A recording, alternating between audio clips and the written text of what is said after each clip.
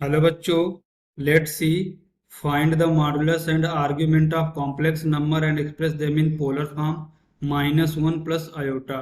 तो क्वेश्चन को सॉल्व करने से पहले हम इसका बेसिक कॉन्सेप्ट सीखेंगे, इसके अकॉर्डिंग क्वेश्चन को सॉल्व करेंगे। That is a solution. Key concept,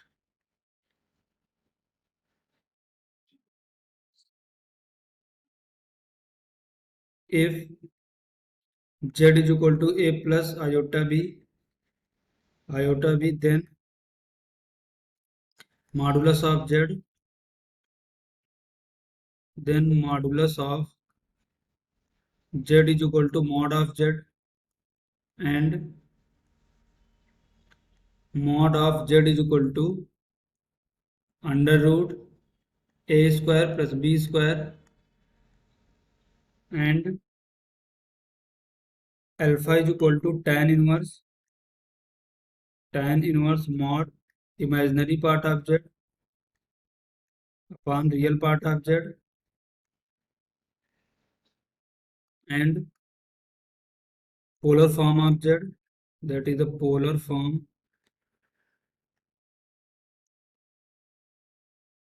of z is equal to mod of z into cos theta plus iota sin theta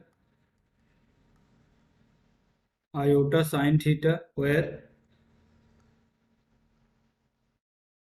theta is equal to argument of z, theta is equal to argument of z and argument of z is equal to inclination of z, inclination of z, inclination of z with positive x-axis, with positive x-axis। तो हम इस basic concept का use करेंगे, इसके according question को solve करेंगे।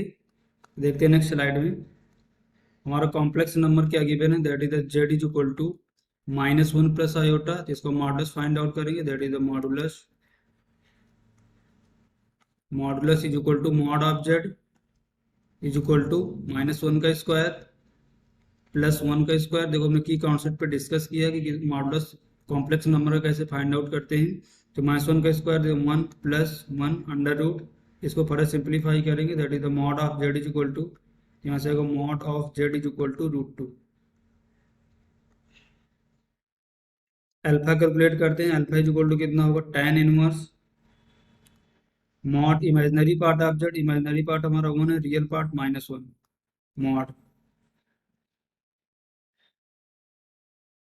तुम्हारे यहाँ से अल्फा कितना आएगा, that is alpha is equal to tan inverse mod -1। mod के बाहर जब भी कोई वैल्यू आएगी, निगेटिव वैल्यू भी पॉजिटिव हो जाएगी। That is the tan inverse, ये कितना हो जाएगा 1, और 1 tan में किसकी वैल्यू होती है, that is alpha is equal to tan inverse 1 tan में tan π/4 की वैल्यू होती है। That is the tan π/4। बाहर देखो क्या है, tan इनवर्स, अंदर क्या है, tan है, तो ये हमारे यहाँ से क्या आएगा, अल्फा इज इक्वल टू π/4। देखते हैं नेक्स्ट स्लाइड में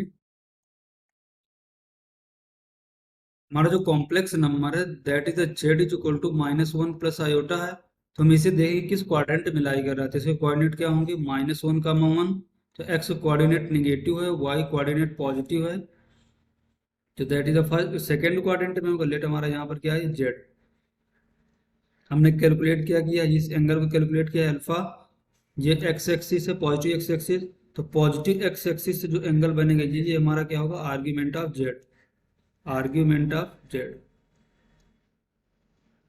तो देखो आर्ग्यूमेंट यहाँ से ये इस एंगल की वैल्यू कितनी, पाई में से अल्फा को सब्ट्रैक्ट कर दें। That is the argument of z is equal to pi minus alpha. पूरा एंगल देखो यहाँ से यहाँ तक का पाई होगा, पाई में से अल्फा को सब्ट्रैक्ट कर दें तो हमारा ये एंगल बच जाएगा एक्स से जेड तक का। तो आर्ग्यूमेंट ऑफ जेड कितना होगा हमारा, पाई माइनस अल्फा। तो कैलकुलेट करेंगे तो यहाँ से क्या आएगा, that is the argument of z is equal to pi minus alpha, कितना हमारा है, अल्फा इज इक्वल टू π/4। तो फर्दर सिंप्लीफाई करेंगे तो हमारे साथ कितना आएगा, दैट इज द 3π/4।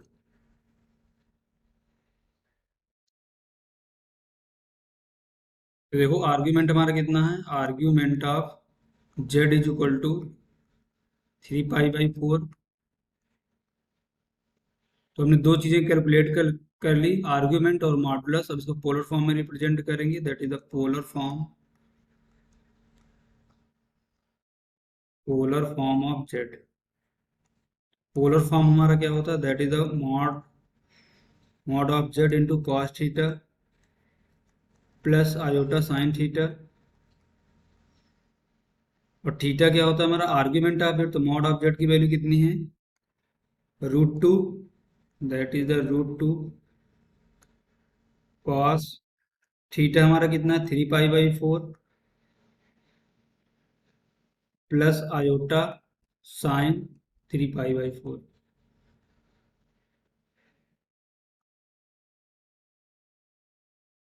हमारा पोलर फॉर्म कितना है, √2 cos 3 pi by 4 plus iota sine 3 pi by 4।